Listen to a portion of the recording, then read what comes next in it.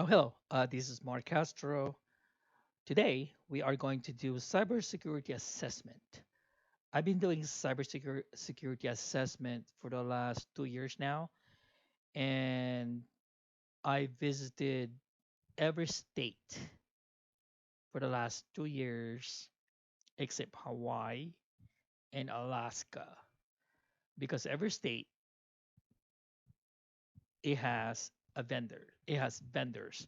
Vendors, when I mean anybody, any company who have contract with the government are called the vendors or devs.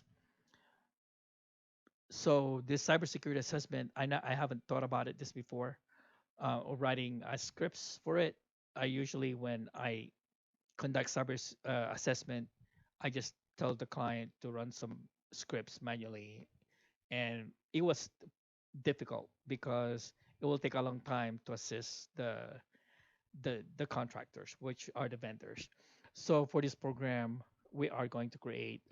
I create a spot check, which is in PowerShell, focusing on Windows environment. Now, what is cybersecurity assessment? It's pretty much to analyze the vendors' cybersecurity controls and their ability to remediate the vulnerabilities.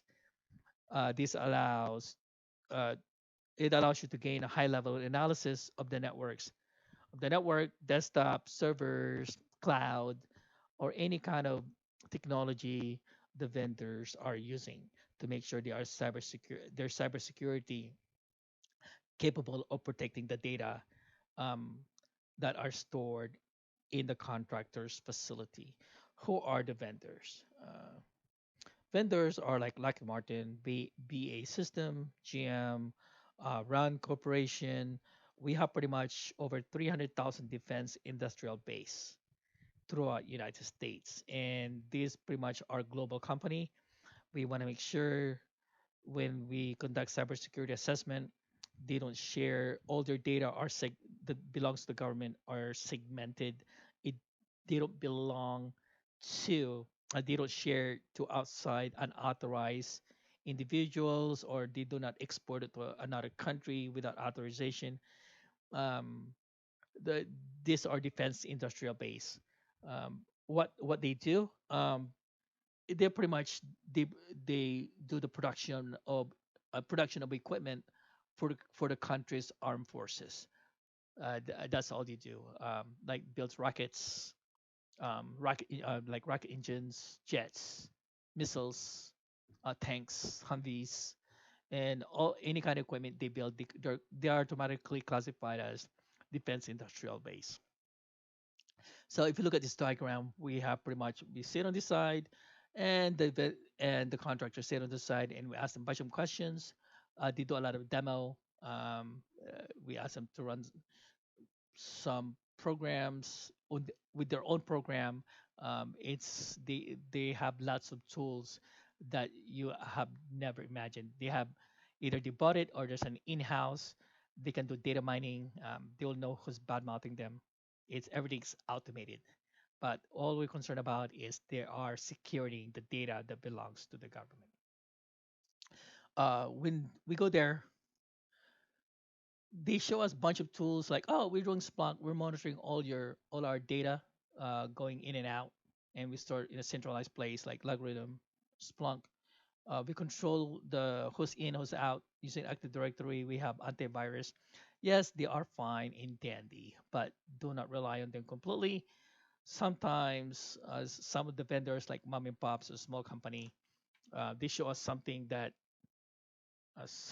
you'll spot it when it's fishy. So sometimes you have to have some ask them to go spot check and run some code or programs. But for this class, I wrote something. I haven't run this on the devs, but I usually ask the devs to like run one line of code because I can't remember everything. So I'm gonna try this out after I do this. Maybe in the next 2 weeks, I'll be in Colorado to do a cyber assessment.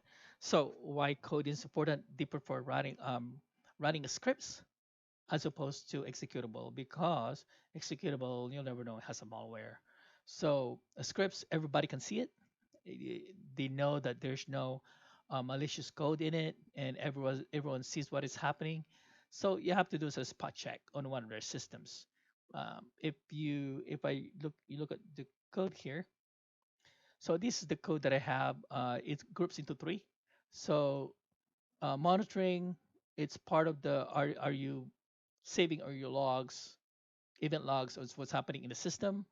Protection like the antivirus, are you patching it? Control what kind of security system to only authorize individuals, or what how many uh, parts of complexity that you have. Now all these scripts do not just come out of nowhere. We're using a framework called it's called um, hang on,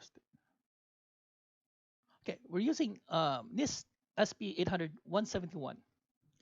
This is the framework that everybody's follow for now. It's going away. Maybe in the next 2 to 3 years, we're going to be using CMMC standard.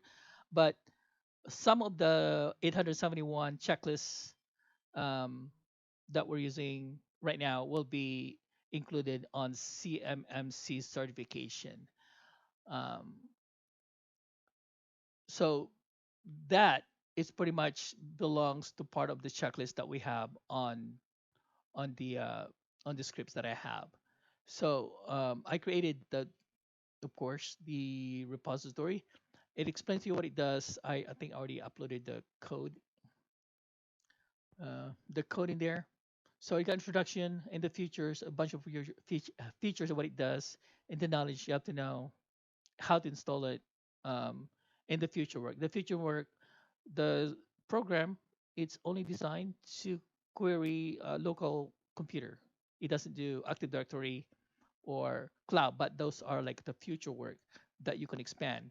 PowerShell has a lot of I don't know if you call it API or modules that you can use to query clouds, 365, Active Directory. These are all automated. It just learn how to use the PowerShell. That's why the PowerShell is a powerful tool on a Windows environment to conduct security spot check or security administration.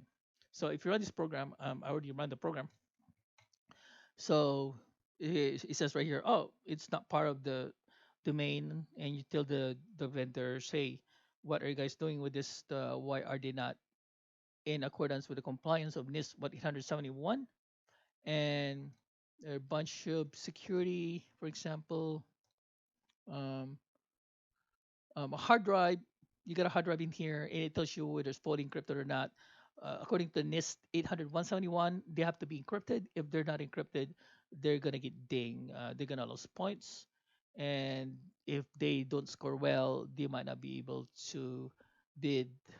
Um, for this one, it checks for a lot of devices. I don't know what this device, mostly the USB devices, and HID, hard drive, and sometimes you have to ask the vendors what are these devices for, what are they included.